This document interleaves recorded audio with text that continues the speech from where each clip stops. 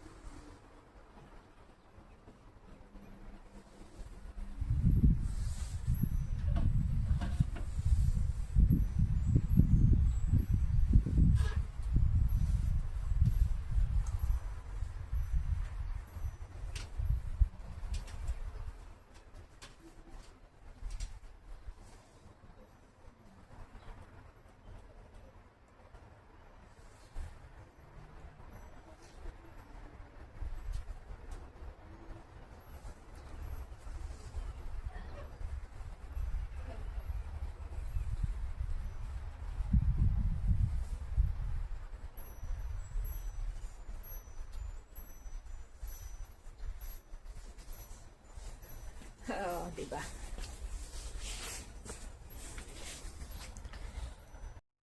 Na-arrange na natin. So, hopefully, ganyan lang yung ano. Kasi pwede tayong maglagay ng ano. May inaantay pa kasi akong ano, tawag nito yung may inaantay pa akong parang akyatan ng ano o trellis. Tawagin na lang ang ating trellis. Yan lang.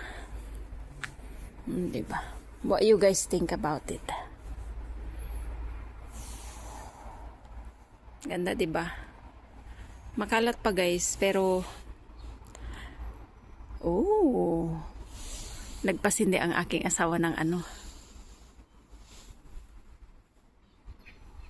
Is that a heater? What he's doing? I think he put on the heater. He put on the heater. Yan lang guys, ang gusto ko ipakita sa inyo, itong aking mga raised bed. Kasi gagawin nga nating vegetable area nito. Tapos yung aming greenhouse naman, is dito ko siya ilalagay yung greenhouse. Yan. So, itong buo na to, aakmain ng greenhouse. Tapos meron lang akong konting space na iikot para mapakinabangan pa rin natin yung raised bed dito. So ito na yung mga pagtatamnan ko siguro ng mga